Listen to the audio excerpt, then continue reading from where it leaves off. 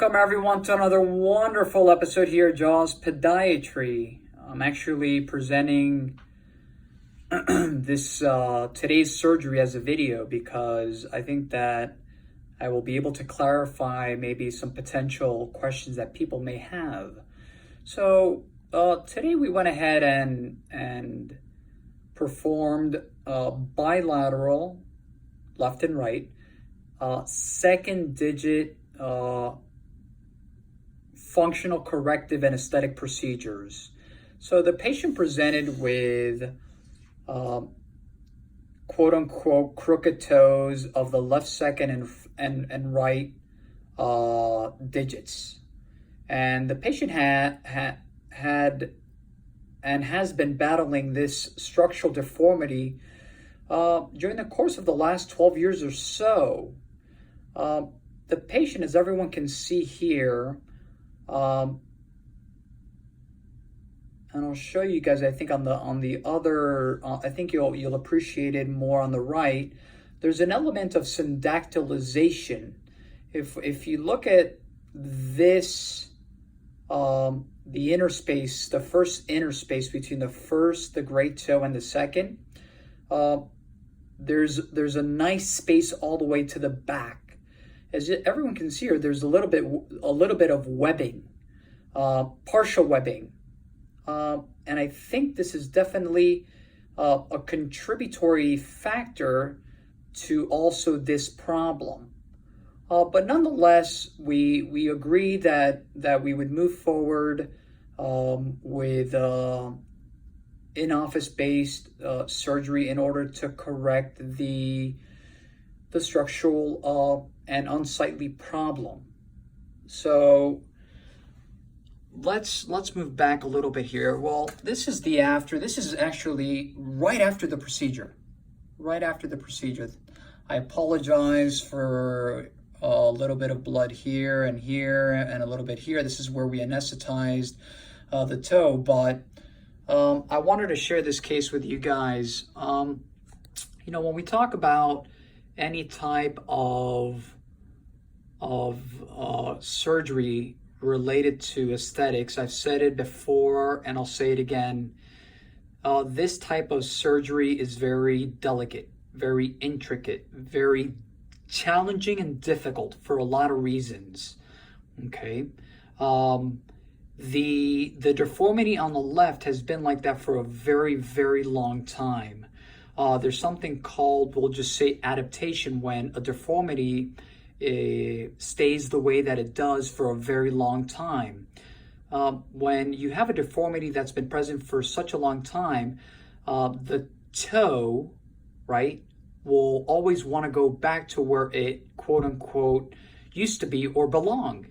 So, one of the things that we do after the procedures, in some of these procedures, and you guys have seen this in the past where we do toe shortening, and we splint, and we do any of these digital procedures, we use our buddy splinting techniques, which is the most important part of the entire procedure from the beginning to the end. So this is the left. Let me go ahead and show you guys the right. Okay, we'll just go ahead and move it over here. Okay, so this is the right.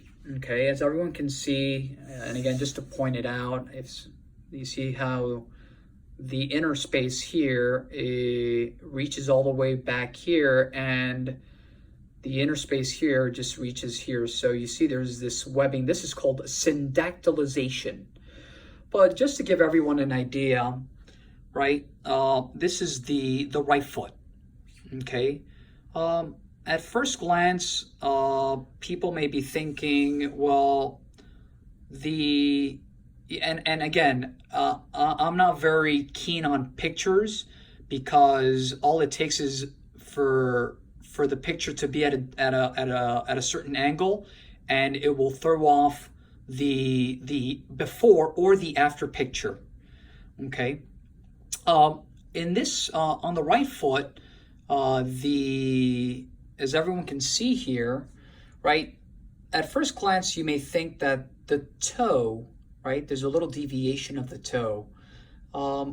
what we basically do when we do these corrective procedures is we guide ourselves with all the other digits and of course the nails. The nails is what basically tells us, in what position the toe is. Is it straight? Should it be more medial, more to the middle, or more to the side? This is the right foot. These pictures that I have presented today, the before and the after, okay, the left and the right. Before the patient left, we went ahead, and the most important part of the procedure after is the splinting techniques. So during the course of the next several weeks, the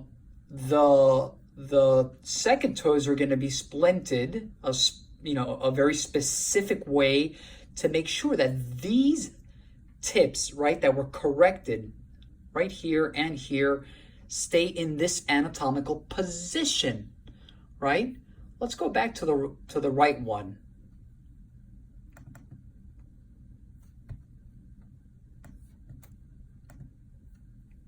I apologize. And again, excuse me, that's the left. Let's see if this is it right here.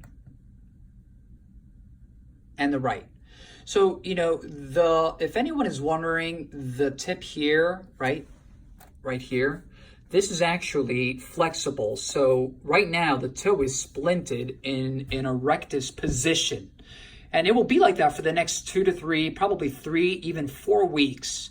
And the nice thing about performing these procedures is that we can manipulate the toes a certain way to achieve the desired outcome, to achieve the desired result. So if anyone is wondering, well, the toe is a little bit crooked maybe a little bit crooked to this side, we're able to manipulate them. And that's part of this, again, and this is part of the protocol and the process, the post-procedural protocol and the post-procedural process. So, the patient is going to definitely do great. She did great. As everyone can see, there's a pretty robust difference between the before and the after in both. The left and the right. Left, before and after. And again, this was right after the procedure. So on Friday, the patient will be here, and I will post another 2-day, post-procedural video, so that everyone can start seeing from A to Z what this type of procedure entails. I've always said that the 90-10 rule, 10% is what we do, 90% is what the patient does after. Level of compliancy, right?